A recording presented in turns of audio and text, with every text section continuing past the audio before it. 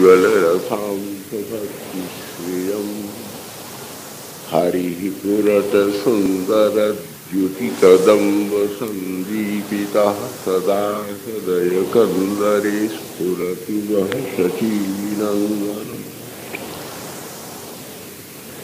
कृष्णाय वासुदेवाय हरये परमात्मने प्रणतक्लेशनाशाय गोविन्दाय नमो नमः।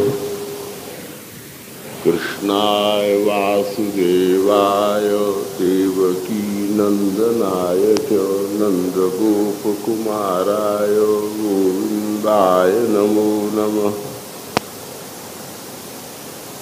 सच्चिदानन्दरूपाय विश्वोत्पत्त्यादिहेतवे तापत्रयविनाशाय श्रीकृष्णाय वयं नमः। श्रीरामाय वयं नमः। हरे कृष्ण कृष्ण कृष्ण हरे हरे, हरे राम राम राम हरे हरे, हरे कृष्ण कृष्ण कृष्ण हरे हरे, हरे राम राम राम हरे।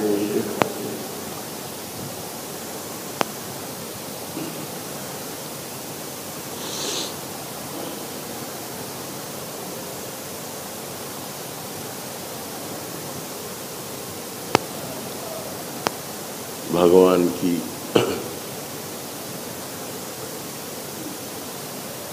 स्वयंवरा लीला, श्री रास लीला का श्रवण हो रहा था।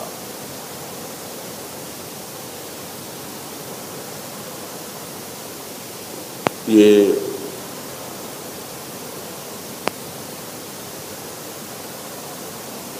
भगवान की अनिर्वचनीय संत जनों की आत्मचिंतन, समाधि वेत्ताओं के आत्मानंद के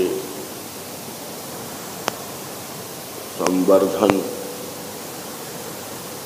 तत्ववेत्ताओं के सत्वालूड़न और रसिकों के द्वारा राधा गोविंद के रस भाव दर्शन और उनकी अशेष विशेष कृपा धारा का अवगाहन इस लीला में सहज रूप से सुलभ है, संभव है। औषधि रूप में भी, चिकित्सा के रूप में भी इसकी महिमा है। ये कामादिक विकार जो हैं जीव के स्वाभाविक, काम क्रोध लोभ मोह मद और मात्सर्य, ये ईश्वर है। सभी आचार्यों ने इनको, हम लोग कहते हैं ये मन के विकार हैं, प्रकृति के रजतम सत्वात्मक स्वभाव में इनकी स्थिति रहती है, परंतु तत्वतः काम स्वयं साक्षात भगवान है। नारायण के इकलौते पुत्र हैं। क्योंकि आजकल के ज्यादातर लोग पाश्चात्य साहित्य से, पाश्चात्य दर्शन से अधिक संपर्क के कारण प्रभावित होते हैं। इसलिए वो ग्रीक माइथोलॉजी में जो the blind boy with the बो, नेशनल थ्योरी है, काम को प्राकृतिक विकार मानते हैं। काम स्वयं भगवद रूप है, भगवान के व्यूहाधिपति हैं और केवल एक परम उनका सदुपयोग है कि भगवान के दिव्य रसास्वादन का वह एक सबसे बलिष्ठ उत्कृष्ट माध्यम है। गोपियों ने श्री कृष्ण का आस्वादन कैसे किया? गोप्यः कामात्।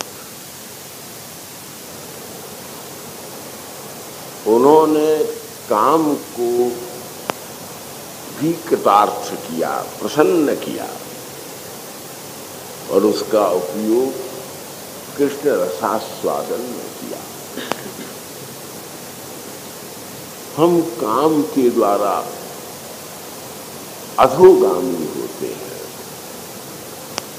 क्योंकि वह इंद्रियों के द्वारा, लोगों के द्वारा उपजीव्य होता है। लेकिन यही बड़े बड़े महात्मा सिद्ध उस काम के दिव्य रस के द्वारा प्रकृति के विकराल से युक्त नहीं होते, नंद कुमार के रस पारावार में डुबकियां लेते। जीवन शक्ति, जीवन चेतना का नाम काम है। अगर किसी बच्चे में, बच्ची में, हम वृद्ध हैं इसलिए कहने का साहस कर रहे हैं, 80 वर्ष की आयु में न कोई स्त्री रहता है न पुरुष रहता है।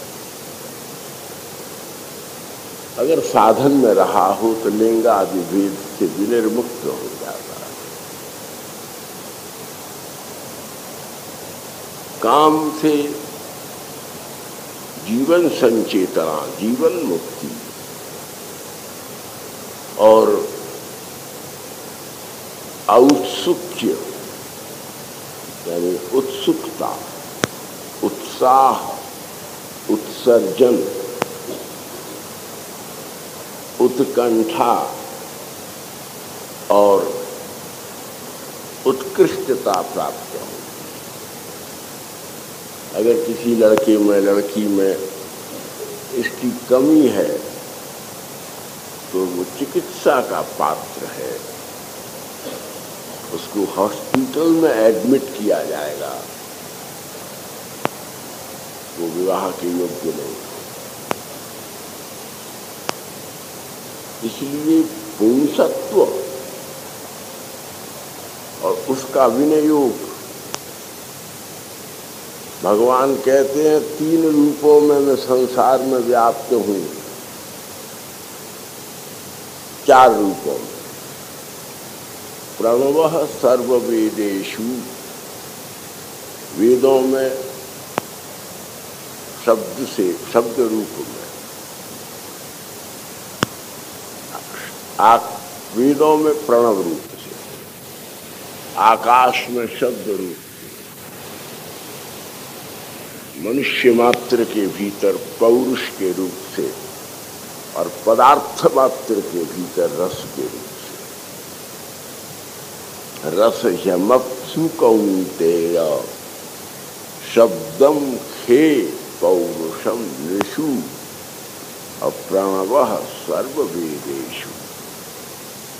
गीता में भगवान बहुत जीवंत श्लोक है। शक्ति होने पर सदाचार पूर्ण हो।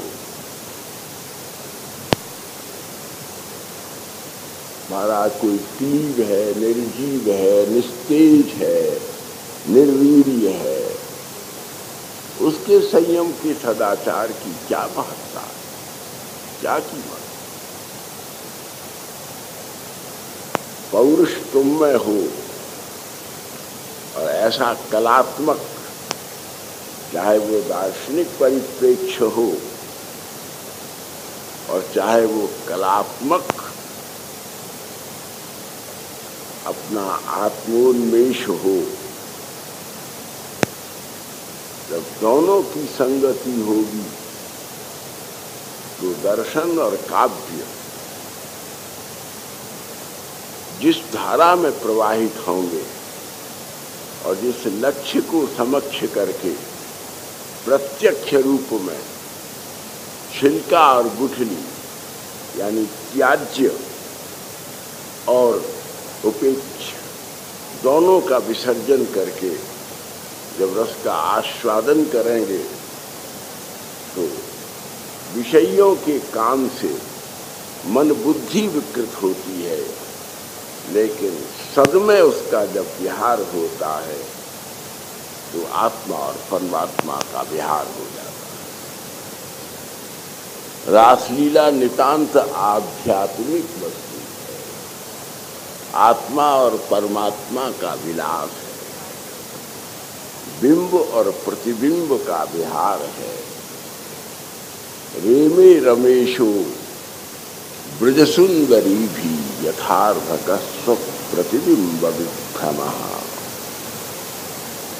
एक कांच के कमरे में बैठा हुआ बालक दर्पण में पड़े हुए अपने अनेक प्रतिबिंबों के साथ में जैसे खेलता है, ऐसे जो बिंब परमात्मा हैं उनके जो स्निग्ध मन, महाप्रभु कहते हैं चेतो दर्पण मार्जनम भवमहादावाग्नि निर्वापणम श्रेयः कैरवि चंद्रिका वितरणम विद्यावधू जीवनम आनंदाम्बुधिवर्धनम प्रतिपदम पूर्णामृतास्वादनम सर्वात्मस्नपनम परम विजयते श्री कृष्ण संकीर्तनम। चित्तरूपी दर्पण में जो चित्ताधिष्ठात्र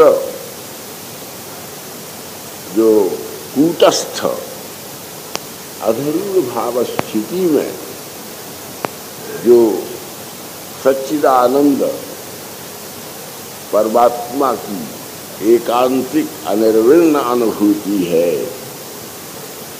उस अनुभूति को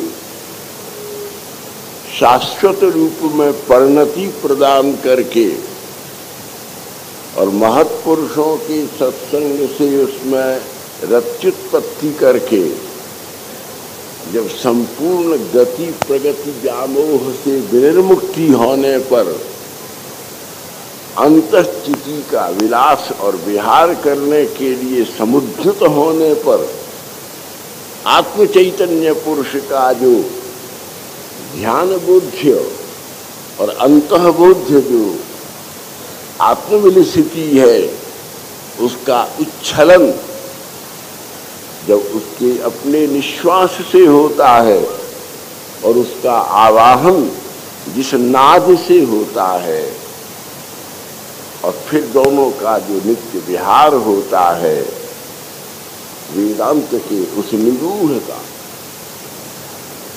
जब किंचित एक अलंकारों के माध्यम से अनेक प्रकार के ध्वनियों से, कुछ लोग रस को काव्य की आत्मा मानते हैं, कुछ लोग ध्वनि को मानते हैं। ध्वनि वास्तव में आज उस प्रकार के रस काव्यों के स्वाध्याय में कमी हो गई है।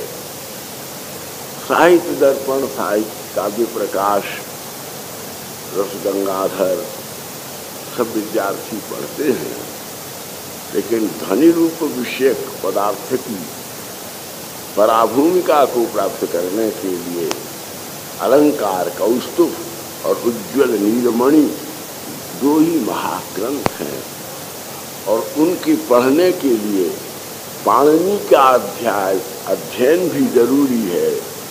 लेकिन रूप गोस्वामी की नामामृत व्याकरण को जब तलक, जो केवल कलकत्ता विश्वविद्यालय में पढ़ाई जाती है, उसका पठन हो तो नामों के भीतर जो ध्वनि और काव्य लीला कल्लोल की जो अनुभूति है, उसके विषय में प्राग्बोध प्राप्त हो सकता है। अस्तु, भगवान का पूर्व राग हुआ गोपियों के साथ में नाचे, जो वर्णन सुनिए आए आप।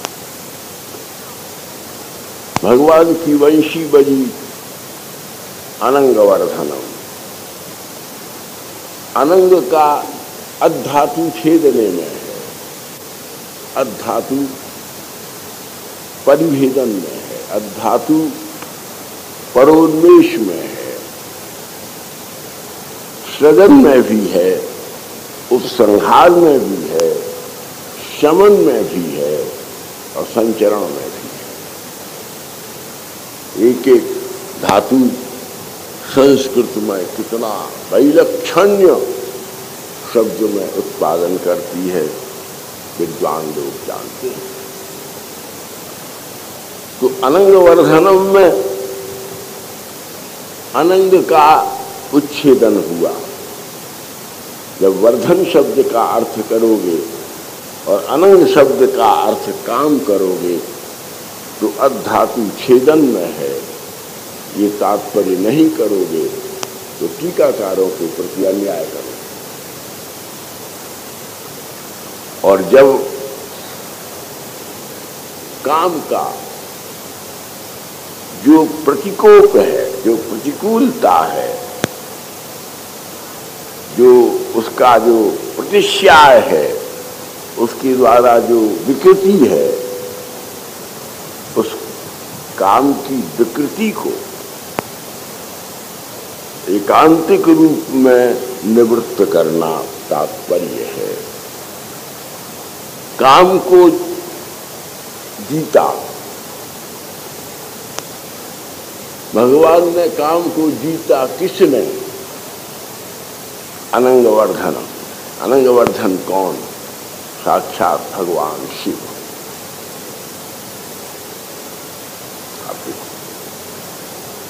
अनंगवर्धनम क्या इसी से लीला करते हैं रास लीला वाले गर्गाचार्य।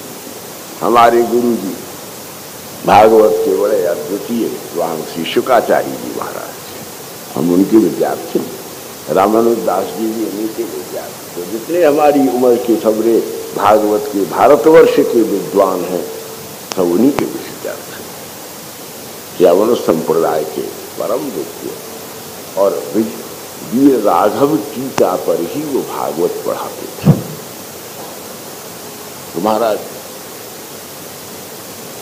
शिव जी का आवाहन हुआ, इसकी ध्वनि कहां से आई? रासलीला में अनंगवर्धन। शिव ने काम को जीता तो शिव जयी को जय किया।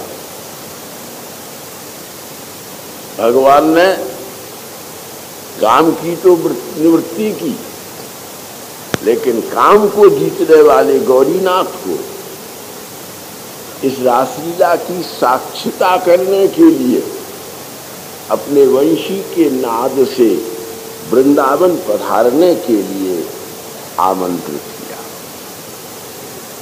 अनंगवर्धन। और गोपियों के भीतर अनंग माने ब्रह्म, भगवान अपने साक्षात परमात्मा स्वरूप का अनुभव दे करके योगियों के लिए भी दुर्लभ परम वैराग्य को उद्भावित किया। गोपियां आत्माराम हो गए, आप्तकाम, आत्मतृप्त। जो जिस काम में थी सबको छोड़ छाड़ करके पतियों को, पुत्रों को, बहुत से पतियों ने उनका वारण किया, रोक दिया, प्रसन्न होकर प्रणाम किया, आपने बहुत अच्छा किया। हमारे उत्तर भारत के टीकाकारों ने तो नहीं लिखा, क्योंकि हम लोगों की ये उपासना का विषय है, लेकिन दाक्षिणात्य टीकाकारों ने स्पष्ट लिखा। भागवत पर आज 284 टीका प्राप्त है। उत्तर भारत की अगर कोई संस्कृत के भागवत के विद्यार्थी यहाँ हो तो उनको ये अमूल्य ग्रंथ अवश्य मंगाना चाहिए। श्री कृष्ण शंकर जी के महाराज के द्वारा जो भागवत के इस समय के भारतवर्ष के अद्वितीय विद्वान हैं, अभिमान कोई भी कर सकता है, लेकिन ज्ञान भागवत का उनको जितना विशिष्ट है, हम तो उन्हें प्रणाम करते हैं। और हमारा बहुत संग रहता है तो अवसर मिलने पर श्रवण भी करते हैं। उनकी तुलना का भाग सब अपने अपने में पूर्ण है, सबको नमन है, लेकिन भागवत का अंतर क्या, मर्म क्या है, आज यही वयोवृद्ध महापुरुष जानते हैं। तो 14 टीका एक ग्रंथ में छापी है। हम कह रहे थे ग्रंथ तो बहुत कीमती, 8,000 रुपये का है, लेकिन एक एक संस्था मंगा सकती है और उसका अध्ययन करके भागवत की थोड़ी सी एक टीका तलाश वाली से भी छपी थी, 8 टीका की। हमारी लाइब्रेरी में तो बहुत टीका,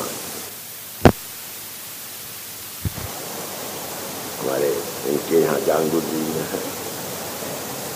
अब अच्छी काम चलाऊ अन्वयात्मक टीका श्री प्रभुपाद की है, उसकी भी 4,500 रुपया की के साथ में। इसलिए हम कह रहे हैं कि भाई और सब तो ठीक है, लेकिन 2-4 विद्यार्थी तो ऐसे रहने ही चाहिए जो भागवत के मर्म को समझते हैं।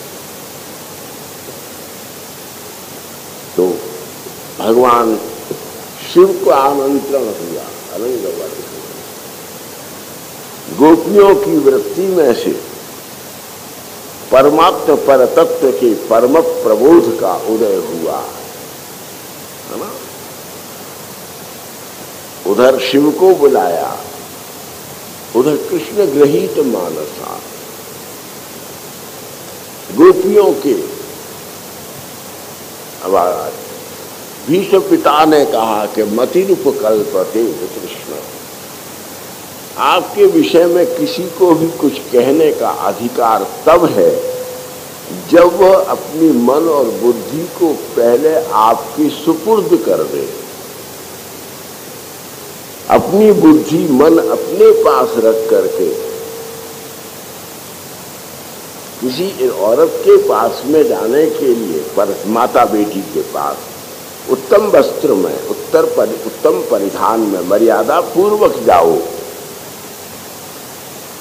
सब शरीर को ठीक से ढक करके भगवान की रासलीला कहने के लिए महात्माओं के दिए हुए दिव्य शुद्ध भाव के परिधान लेकर के और उसमें प्रवेश करो।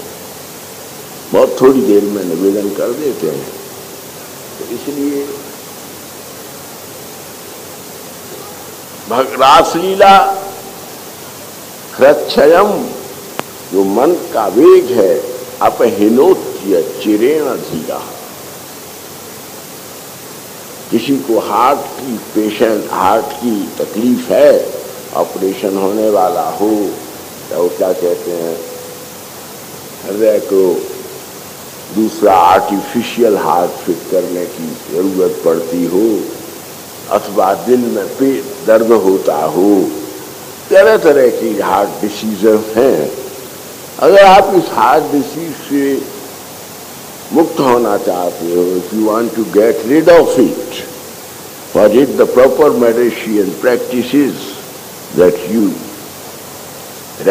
Revise again and again and hear the shlokas of Srimad Bhagavad, है ना।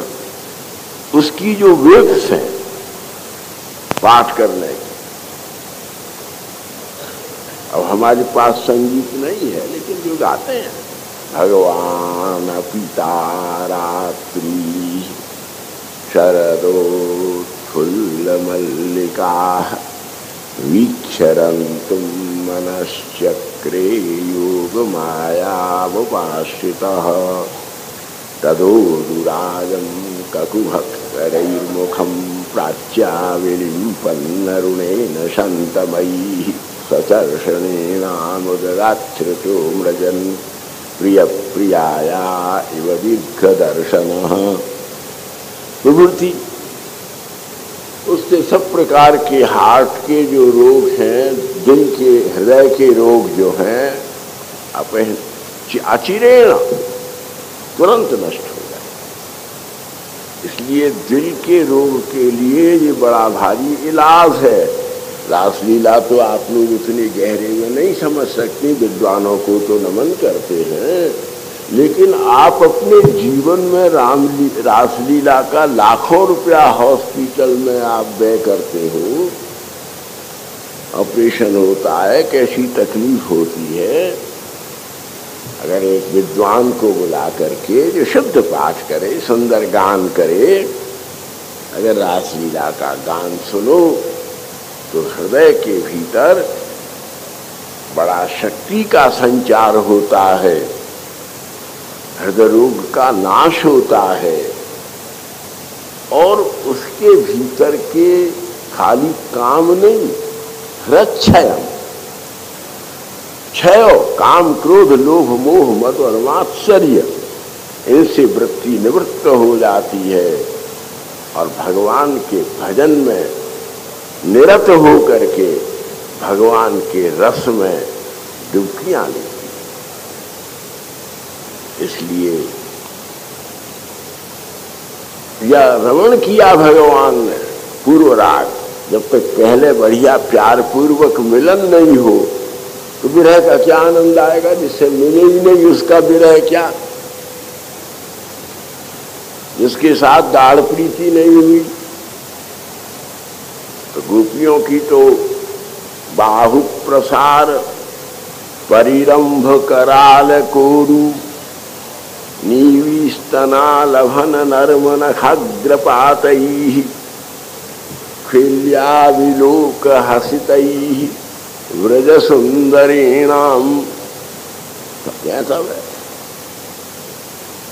प्रेमे रमेशो, सब भगवान का आरम्भ। ये कैसे,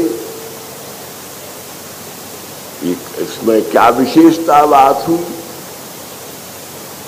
कि सब है, आप सब जानते हैं, सब हम लोग गृहस्थ से, अब हम तो हमारा बिहार तो केवल एक हमारा तो एक अंत के साथ, लेकिन जो है बाहु प्रसार परिरंभ कराल कोरु नीवी स्तना लफन नर्म और नखाग्रपात। अब जो लोग जानते हैं नखाग्रपात को, नखाग्रपात की परिभाषा पढ़ो काव्य प्रकाश में। नखाग्रपात का न्याय दर्शन में क्या तत्व है, मीमांसा में क्या महत्व है, वैशेषिक दर्शन में इसकी क्या महिमा है।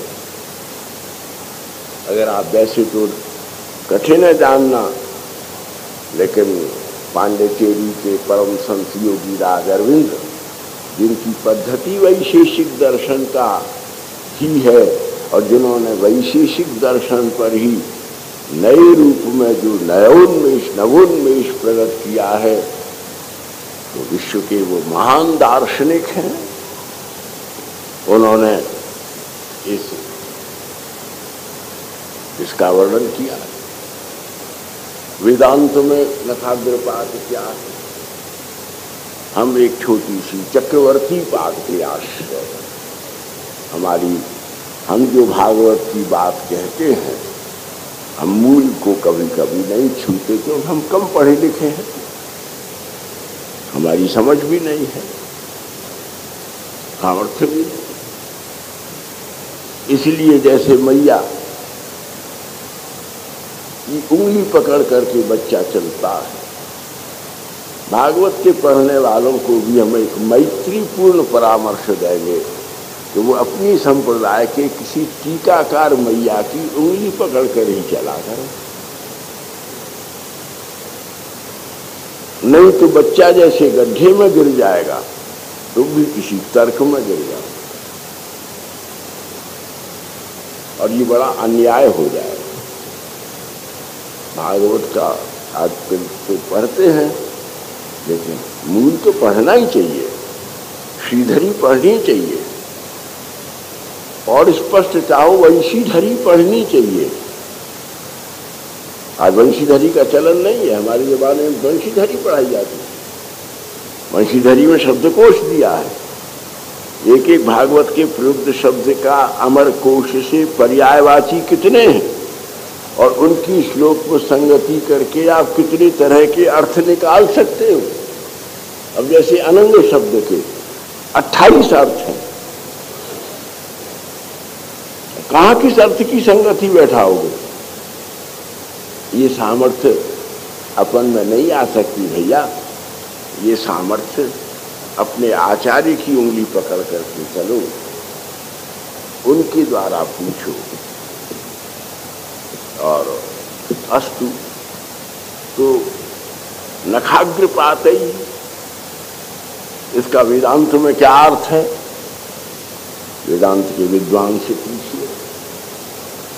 और काम शास्त्र में इसका क्या विनियोग है वो यहां नहीं कहेंगे, वो कहना सभा में उचित नहीं है। परंतु चक्रवर्ती नौखस्य आकाशस्य अग्रपातः यस्मिन् एवं प्रकारेण रमयांचकारः बोले परात्पर पर ब्रह्म परमात्मा विलिसिति वर्तते। आकाश सबसे पहले क्या प्रकट हुआ? आकाश। और आकाश के प्रकट होने के बाद फिर सारी सृष्टि का जब महाप्रलय हुआ तो सबका सब कहां लीन हो गया? बोले आकाश में।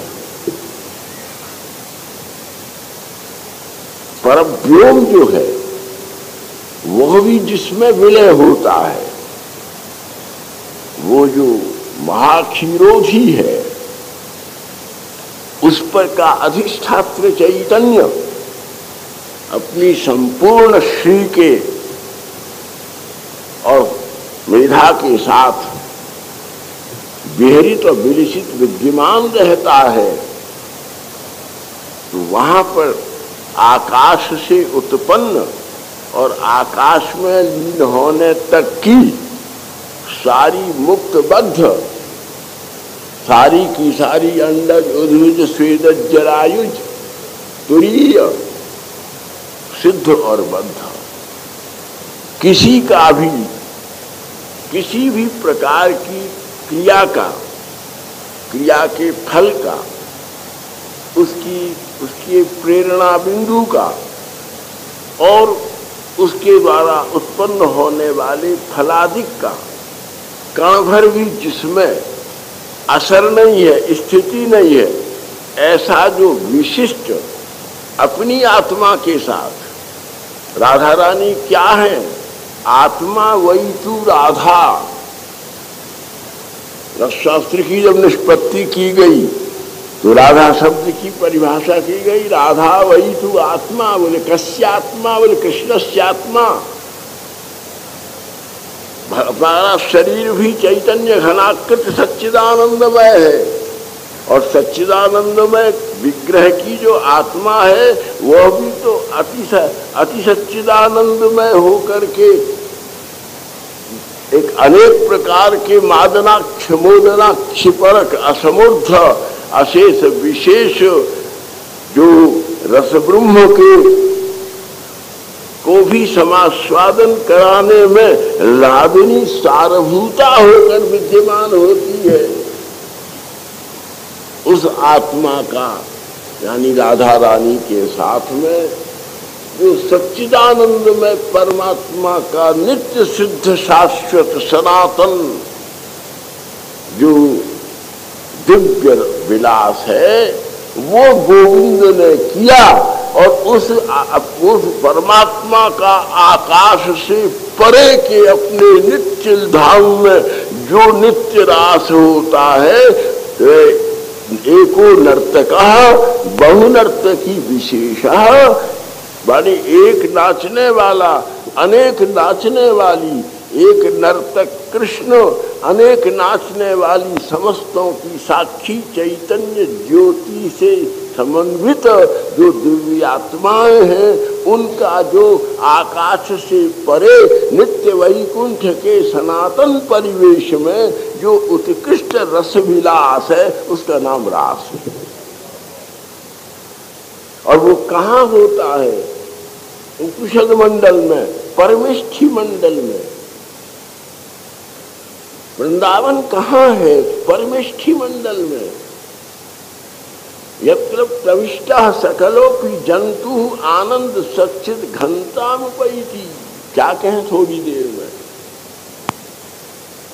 वो समय तब था, तब बोलते थे, स्वामी करपात्री जी महाराज बोलते थे, स्वामी अखंडानंद जी महाराज बोलते थे, थोड़ी बहुत हमको भी सेवा मिलती थी वचन से।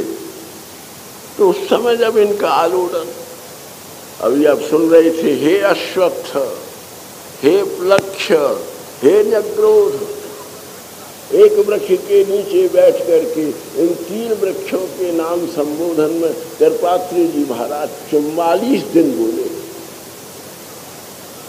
हे अश्वत्थ, हे प्लक्ष, हे न्यग्रोध, हे तुलसी, तुमने कहीं हमारे प्रीतम को देखा? इसलिए बंधुओं, हम लोग कथा कैसे कह सकते हैं? ये तो सब पारिवारिकों के लिए उचित है इनका। ये अब हम लोग कथा कहने का इसीलिए अधिकार नहीं रखते सन्यासी होने के नाते, क्योंकि हम तो उसके किसी एक अक्षर का मंथन करने के लिए तो साधिकृत हैं, लेकिन आनुष्ठानिक कथा कहने की अधिकारता नहीं रखते। वो तो विद्वानों का काम, वो परिवेश पृथक है। इसलिए हम इन्हीं के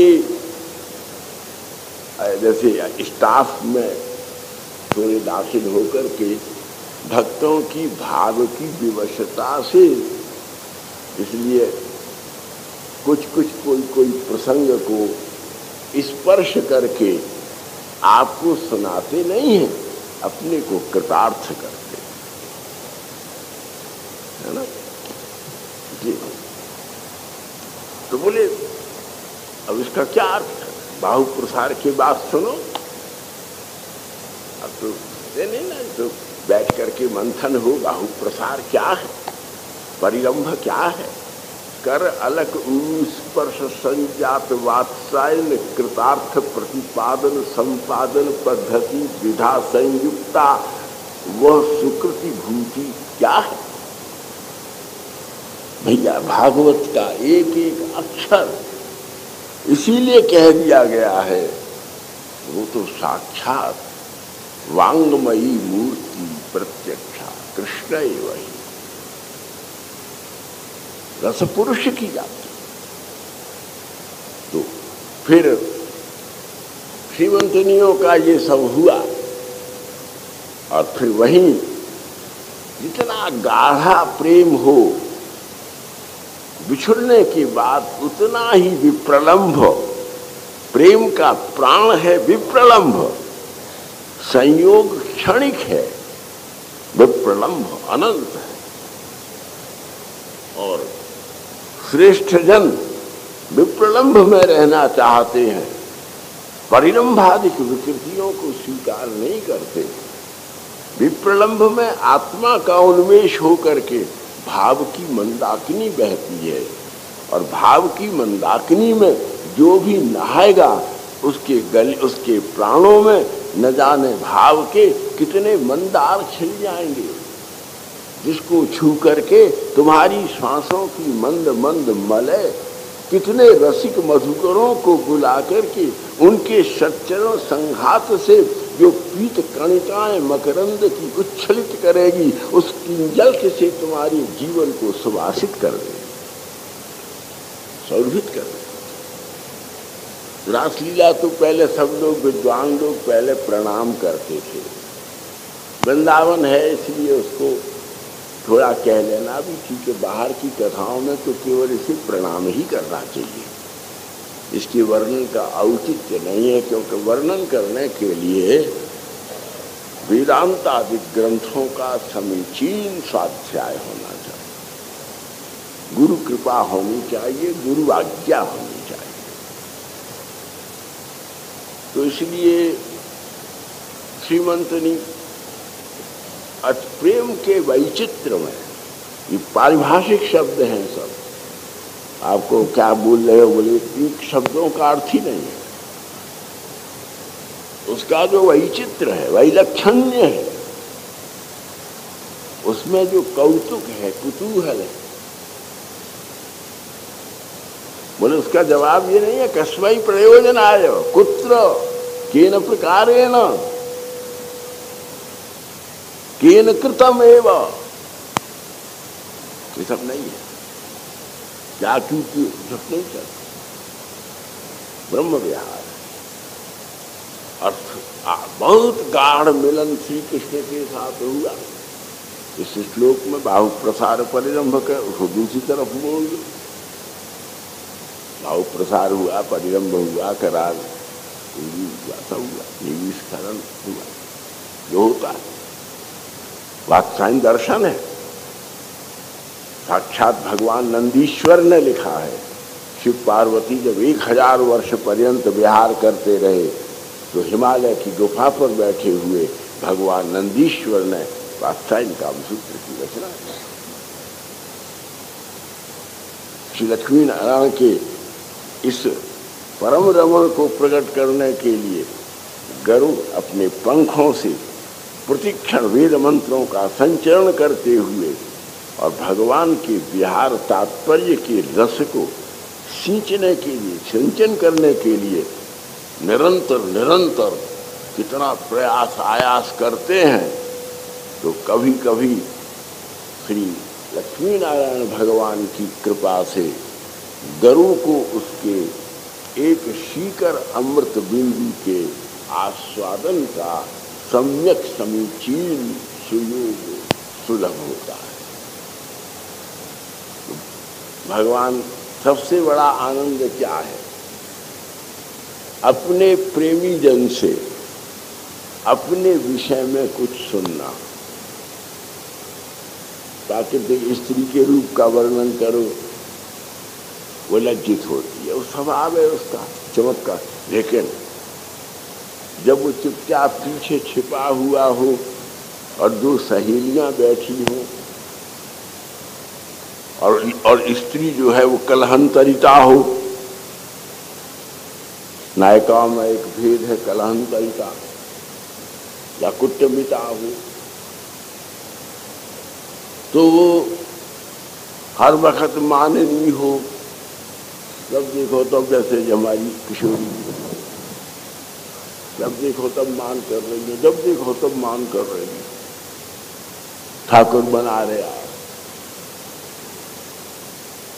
लेकिन अंतर है, प्रिया जी क्यों मान कर रही है? ठाकुर हा खाता है, बैठो पलूट तरासी का पायल। एक स्त्री क्यों मान करती है? तुम बंबई गए, मेरे लिए एक साड़ी नहीं ला सकते थे? तुम बेंगलोर गए, मद्रास गए, तुम मेरा ध्यान होता तो ये चीज लाते कि नहीं लाते? काय का प्रेम है, ढोंग करते हो, जो मुंह से बकते हो बहुत प्यार करता हूँ, प्राण दे दूंगा। तुम पत्थर भी नहीं दे सकते, प्राण देने की बात तो क्या है ना? और जब श्री किशोरी जी मान करती हैं, ठाकुर बुलाता है वो मत बोलो, ललिता जी ने बाहर निकाल दो, इनसे कह दो कुछ में ना आया करे।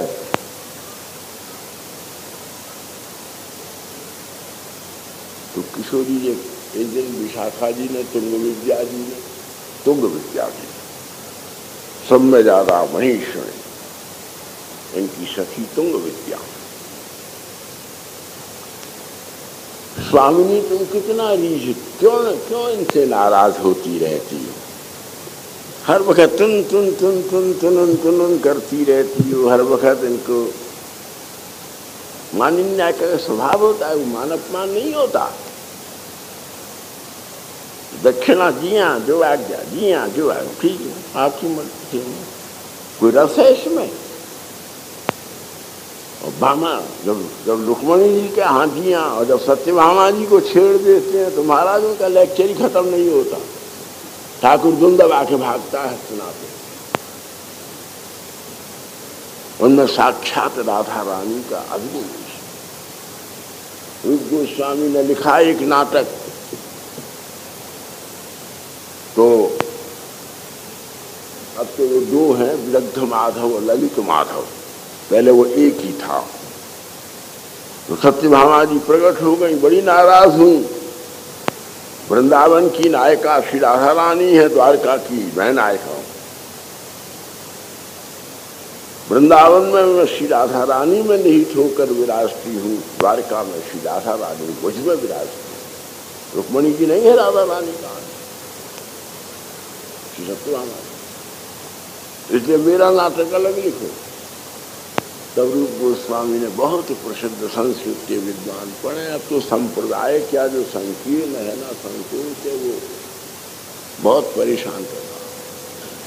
ललित माधव और विदग्ध माधव, विदग्ध माधव में वृंदावन, ललित माधव में फिर सत्यभामा कृष्ण का गया। सत्यभामा जी बामा नायिका, तो महाराज बामा नायिका हर वक्त टेढ़ी बोले, झटकारे, एहसान मानो, तुम्हारे बाप ने नाक रिगड़ी थी तब मैंने तुमसे ब्याह किया, मुझे तो नेक अच्छे नहीं लगे, मैंने तो घोड़ा पे तुम्हें देखती मुझे कह आ रही थी।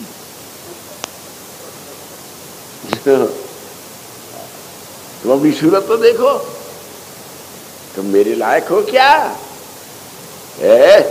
धुआ मुंह कहीं जा करके टेढ़ी बोल रहा। और वो बामा नायिका जब अकेले में सहेली के संग बैठी हो, सहेली पूछे तुम तो बहुत कड़वा बोलती हो, ठाकुर को बहुत सताती हो, हर वक्त इन डिस्ग्रेसफुल मूड में रहती हो, इंसल्टिंग एटीट्यूड, हर वक्त कटु भाषणी, और उस समय सहेली के ने देखिया है तो नहीं वो बोले नहीं है। हरी बोली मैंने कड़वे कड़वे बोल करके अपने प्रियतम को इतना रस देती हूँ, उस रस में विभोर हो करके, उन्मत्त हो करके ही तो वो मेरे पीछे पीछे रहते हैं, मेरी खुशामद करते हैं। मुझे अपने प्रियतम की बात मालूम है, यदि मैं रुक्मणी की तरह से भी उनकी खुशामद करूं, जय करूं, तो वो भी पति के अहंकार में और महाराज इतरा करके चलें। बोले अब बोले रुक्मणी उनके चरण दावती रहती है, वो मेरे चरण दावते रहते। तो बामा नायिका महाराज ठाकुर को गोपियों से बड़ी प्रेयसी कौन है?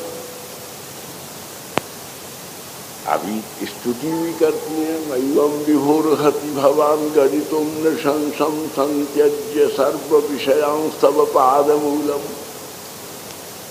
और सब बातें क्या करें थोड़ा। लेकिन आज वही है, कहाँ है? तत्रैवांतरधीयत, कहीं अन्यत्र थोड़े चले गए। वो तो नाच रहे थे सब ठुमक करके, ये भी नाच रहे थे। एक प्रोन्मादनी गोपी जो है, प्रोन्मादनी, उन्मादनी नहीं, एक प्रोन्मादनी हो गई, मस्त हो गई। और ऐसा झटका दिया कि उसकी ओढ़नी उड़ करके श्री कृष्ण के ऊपर आ गई। ठाकुर ने झट ओढ़नी पकड़ ली। अब गोपियों ने सब फिर थोड़ी देर में जब होश में आए, कृष्ण कहाँ गए? बोले अभी तो यहीं थे। कहने देखे? बोले अभी तो यहीं थे। और कृष्ण अपने को छिपा रहे, पीताम्बर को तो अपने उत्तरीय पर और ओढ़नी को अपने ललाट पर। बोले ब्रज में तो कोई घूंघट वाली गोपी तो है नहीं, ये नई लजीली गोपी कहां से आ गई? छिपा लिया। कई और थे भी। दाक्षिणात्य टीकाकारों ने लिखा है, क्या करें, हमको तो एक आध श्लोक कोई हो, हम भक्त विद्वानों की सेवा करें 2-4 घंटे, आधे घंटा 15 मिनट से ज्यादा तो बोल नहीं सकते, लेकिन महीना 2 महीना एक श्लोक पर बात चले। वो दंडकारण्य के कई ऋषि भी आ गए थे, उनको संस्कार भी था। बहुत सी स्त्रियां होती है जिनकी मूछ भी होती है, दाढ़ी भी निकल आती है, बहुत सी स्त्रियां। हाँ, तो यहाँ भी वो ऋषियों ने कितना भी बढ़िया मेकअप किया है, लेकिन थोड़ा थोड़ा कहीं कहीं चमक रहे हैं, तो ठाकुर कहीं उनका तिरस्कार न कर दें, इसलिए अपनी ओढ़नी से ढके हुए हैं। उन ढके हुए मुंह वाली गोपियों के मध्य में गोविंद जाकर खड़े हो गए।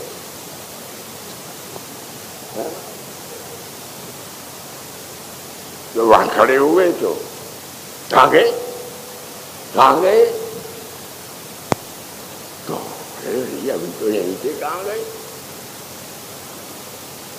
तो अंतर्ध्यान हो गए। उसी समय इतनी देर में विरह के लिए कितना क्षण, एक पलक मारना, एक पलक मारना भी बहुत असहनीय है।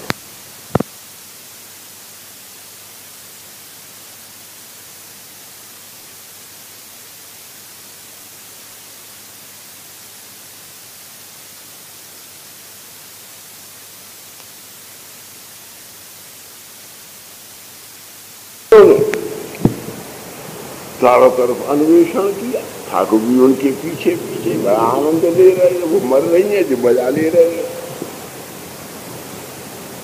पूछे या क्यों तुलसी तेने देखे? तुलसी हंस रही है। गोसा ठाकुर ने कहा भाई पोल मत खोल देना।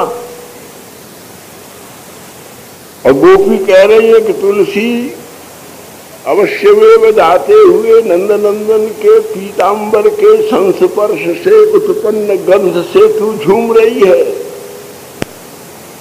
इसलिए मैंने हमारे प्रियतम नंदनंदन को अवश्य देखा है। क्योंकि हाँ, सामने बराबर खड़े हुए हैं ना, इसलिए गंध तो आ रही है पीताम्बर की, लेकिन आरोप हो रहा है तुलसी पर।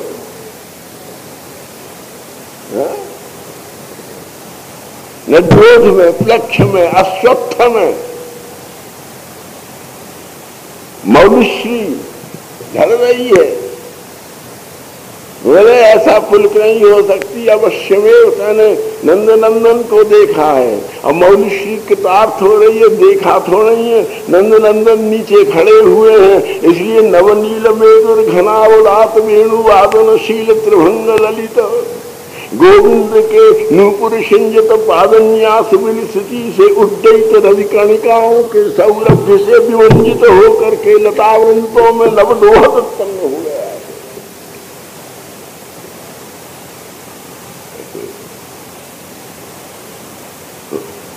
पूछा गोपियों ने। अब गोपियों को बहुत विरह हो गया। ठाकुर उन्होंने अपने अब विरह में जो निकलता उच्छ्वास, निश्वास, उद्गार, अब एक जनाब हम कथा बांध रहे हैं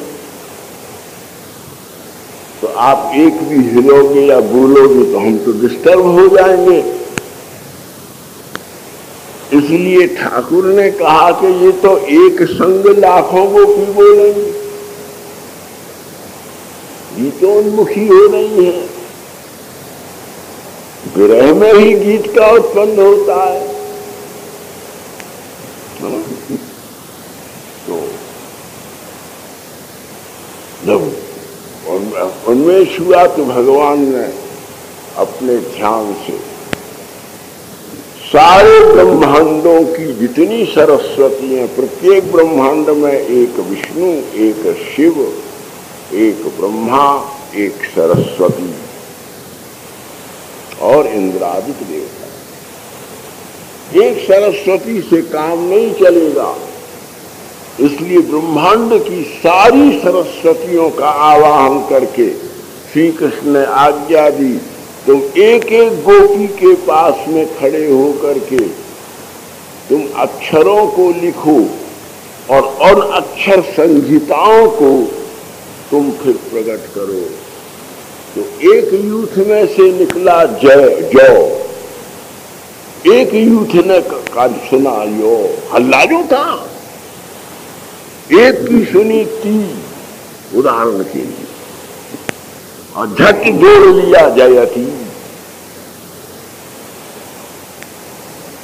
एक का सुना ते, एक का सुना अधिकम, जयति तेधिकम जन्मना व्रजः श्रयत इंदिराशस्वदत्वहि दैत दृश्यताम दिक्षुतावका त्वयि धृता स्वः पाव्यचिल्यते। एक टीकाकार ने संगति की है, उसमें अलग अलग अक्षर करके जौ के ऊपर उन्होंने भाव सरणी का निर्माण किया, चकार के ऊपर अधिकम। तो इस प्रकार से 19 श्लोक ये हमने वर्णन किया।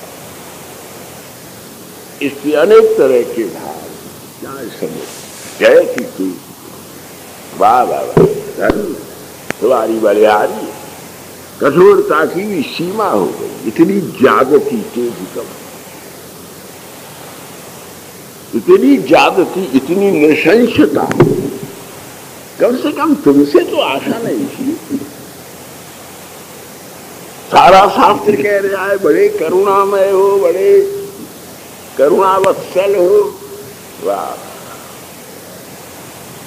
तुम इतने कृतज्ञ हो। आज अगर ये तुम्हारे जैसे नचुआ और यहां वहां डूलने वाली पता ही नहीं लगता, तुम्हारे चक्कर में हम फंस गई, जाने किस प्रारब्ध से।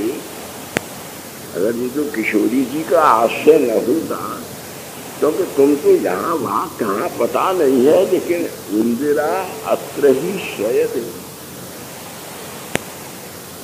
ये अधिष्ठात्री किशोरी वृंदावन को छोड़कर कहीं नहीं जाती। इसलिए अभिमान मत करो, हम तो इनके आश्रय में, इनके अवलंब से आई हैं। तुम्हारा हमारा क्या, तुम्हारी जागृति को, तुम्हारे कठोर स्वभाव को, तुम्हारी गतिविधि को क्या हम जानती नहीं है? किशोरी से क्या छिपा है तुम्हारा? और तुम, अरे नैक तो कृतज्ञता करो। क्यों? बोले जन्मना, तुमको कौन जानता था बीकानेरी कुआ की तरह से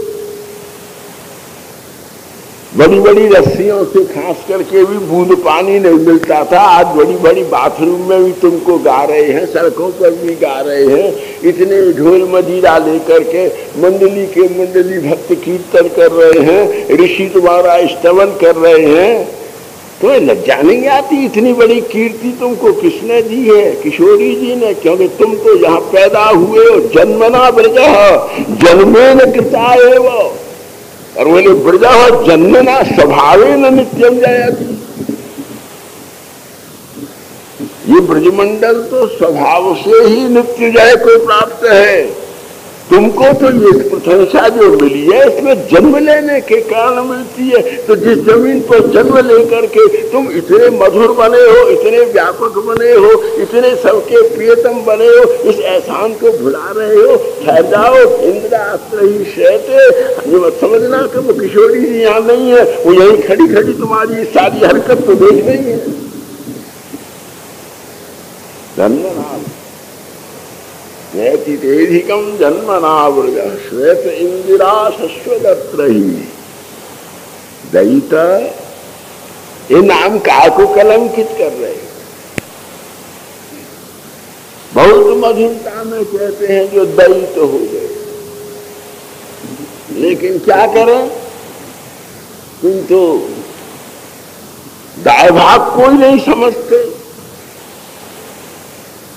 तुम तो अपने आप ही कहते हो कि ध्रियमानम, मैं तो और कुछ देता ही नहीं हूं। बुद्धि योगम ददाम्य हूं, बुद्धि के देवता हो, हर बात बुद्धि से लगाते हो, बुद्धि से चलाते हो। और बुद्धि रही तब तो कहे उच्छेदन को करते हो। सप्तिमंत में जाकर के यकार में लोक विकृति है उसका उत्पादन करते हो, और मकार में जाकर के जो अपने अपने प्रारब्ध में बंधे हुए हैं उनकी ओर से करवट बदल लेते हो। बुझवाया क्या है? प्रेम में कोई, और तुम प्रेम में भी बुद्धि का विनियोग करना चाहते हो, बुद्धि के देवता बन करके आना चाहते हो। हमारी किशोरी जी के धाम में बुद्धि का विनियोग नहीं होता, बुद्धि का समर्पण होता। इसलिए क्योंकि तुम दयित हो, हमने तुमसे प्यार कर लिया, तुम्हारे प्रिय हो। हम तो बात भी न करती तुमसे, लेकिन हम चाहती हैं जब हमने तुम्हें प्यार किया है तो देखो तुम्हारी यदि इज्जत बिगड़ेगी तो हमारी इज्जत भी बिगड़ जाएगी। हमसे भी लोग कहेंगे मैया बाप सब दिन को छोड़ के आए, तुमने किस निष्ठुर से, निर्मोही से, निर्मम से, दया नहीं है जिसमें, और दया से युक्त है जो, दोनों दयित हैं। सोचो तो समझे, दयित दृश्यता प्रकट हो जाओ।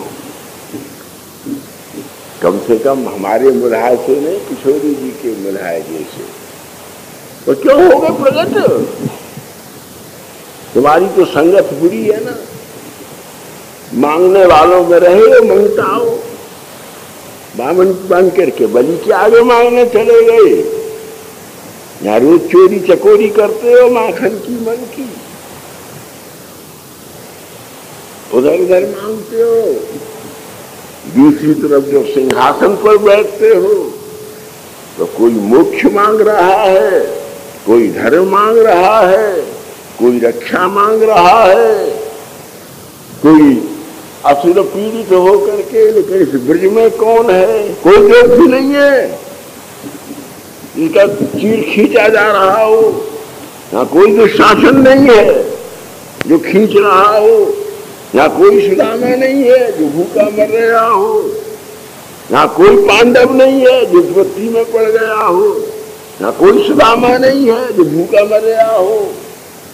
ये ब्रज है, ब्रजनम वर्तते यत्र न, यहाँ किसी प्रकार की विपत्ति नहीं है, आपत्ति नहीं है। फिर लेकिन व्यवहार तो वही है ना, हम तुम्हारे पास में आई है दयित, क्योंकि तुम हमारे हो, हम तुम्हारी हैं।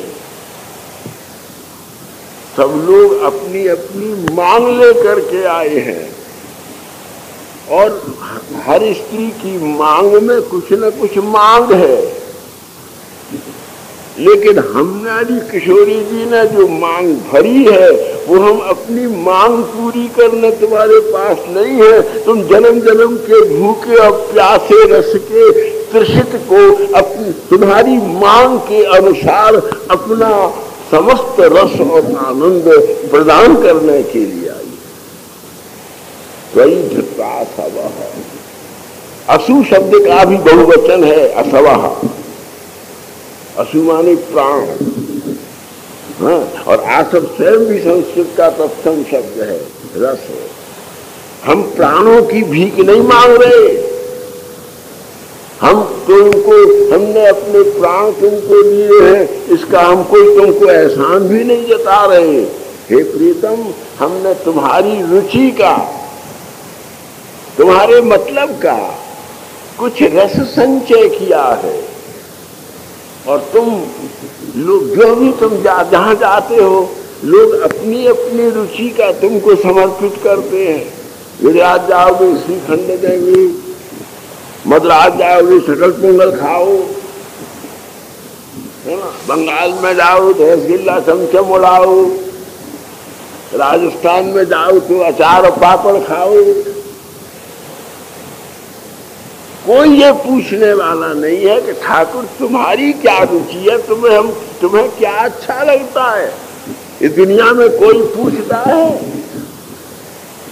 अपनी अपनी रुचि माथे पर थोपते हैं।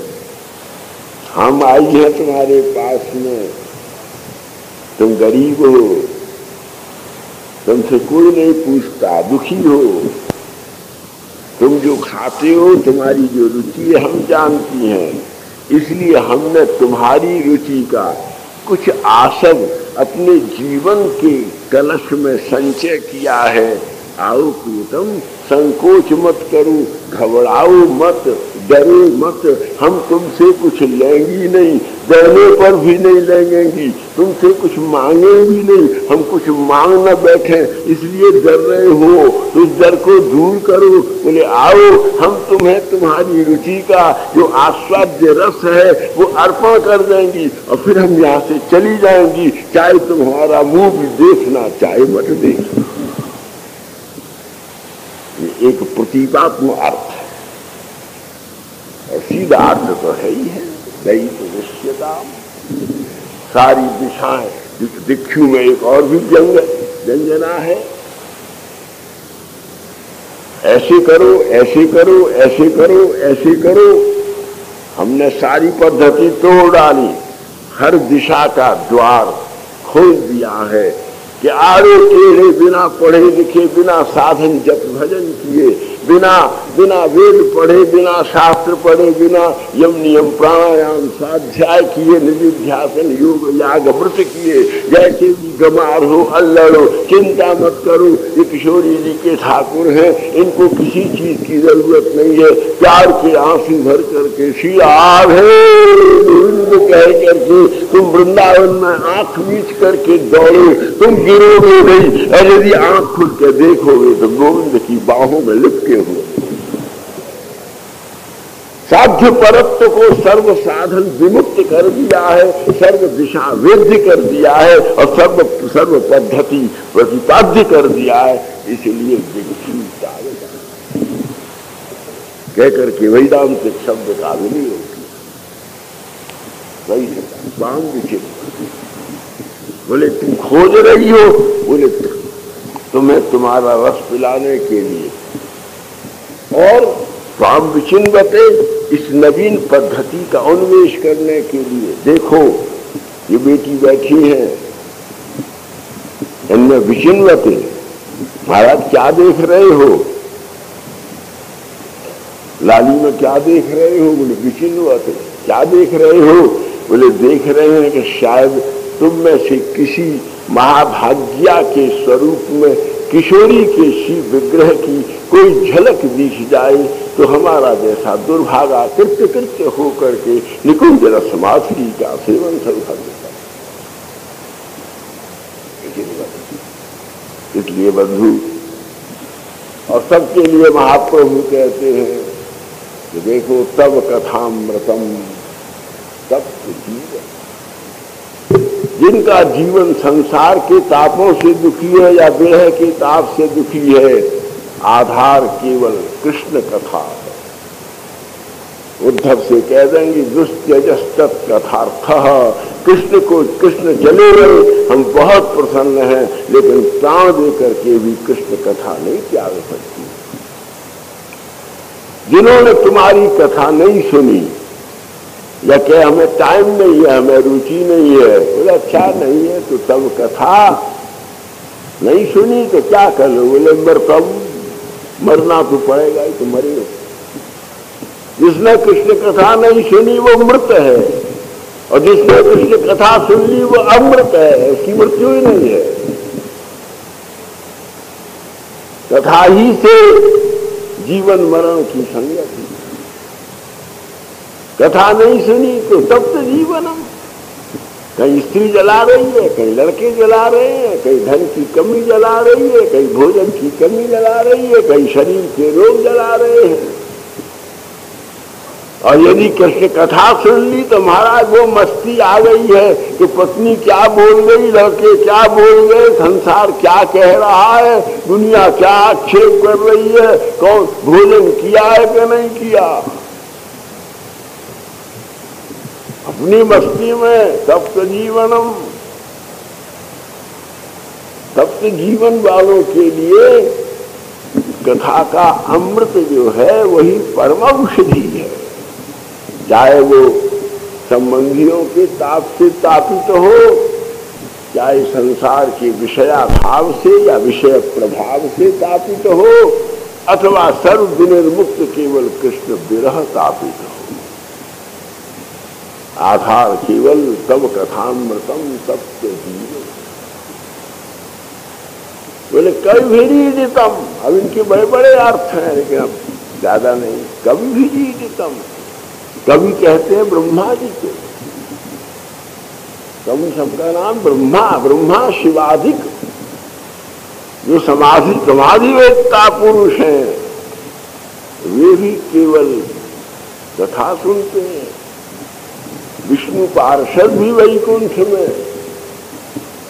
गरुड़ जी भी, गरुड़ जी से पूछते कहा गरुड़ कहाँ है भाई, ड्यूटी का समय, हाथी पुकार रहा है। बोले महाराज थोड़ी देर की तो छुट्टी मिलनी चाहिए सबको, ड्राइवर छुट्टी लेता है एक दिन की। बोले छुट्टी कहाँ गए हैं? बोले पृथ्वी लोक में। बोले क्यों? बोले कागभूषण के मुख से कथा सुन रहे। कौआ कथा बांसता है गरुड़ सुन के। शिव जी महाराज बोले पार्वती आज तो समाधि में मन नहीं लग रहा, चलो बोले कथा सुने। बोले कहाँ सुनोगे? बोले कौआ से सुने।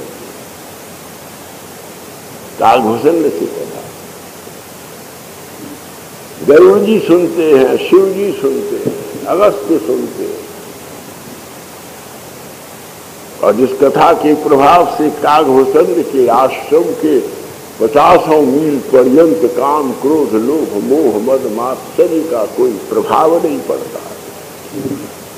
शरीर क्या है? कौआ सा है, चाहे हंस सा है, गरुड़ सा है, चाहे सांप सा है। काली नाग ने यही वरदान मांगा, देना हो तो ये दो, तुम्हारी जय जयकार हो जाएगी। बोले क्या जय जयकार हो जाएगी? अभी तो फू फू करता हूं, सब डर के भागते। और जब मैं कृष्ण कृष्ण कृष्ण कृष्ण कहूंगा तुम्हारा शब्द आकर इकट्ठे हो जाएंगे, मेरे मुंह से सुनेंगे। और बोले नाग इतने भयंकर विषधर होकर के नाम संकीर्तन कर रहे हो। बोले इसीलिए समझो कि जिनकी कृपा से मैं नाग कृष्ण कृष्ण कहता हूँ, तुम ब्राह्मण होकर के यदि श्री कृष्ण के शरणागत हो जाओगे तो तुम्हारे मुख के निकले हुए नाम पर तो वैकुंठ नीलाम हो जाएगा, हो जाएगा। इसलिए तब कथामृतम तप्त जीवनम कविभिरीजितम कल्मषापहम। विचार करके देखें हम, एक एक पाप का कोई प्रायश्चित है, पश्चाताप है, परिहार है, परिष्कार है। लेकिन बिखरी हुई स्याही पर ब्लॉटिंग पेपर रख दो तो सारी स्याही को वो सोख जाता है। अरे बोले प्रायश्चित पश्चाताप मत करो, प्रायश्चित्तानि चीर्णानि अजामिल के उपाख्यान में के आए। पूरा कुंभ विवापगा न्याय भी के आए। बोले ये प्रायश्चित करने की चिंता मत करो, इस काली माँ के ऊपर ब्लॉटिंग पेपर रखो, सब रात चूस लेगा बोले ब्लॉटिंग पेपर से स्याही तो चुस जाएगी लेकिन दाग तो नहीं जाएगा, लेकिन ये नाम का ब्लॉटिंग पेपर ऐसा है कि अभी हृदय के ऊपर रख दोगे तो दाह भी निकल जाएगा और दाग भी निकल जाएगा। जीव की सर्वात्म सिद्धि, इसलिए तब प्रजीवनम कल्पजीवितम कल्पशापहम। अभी महाराज श्रवण मंगलम,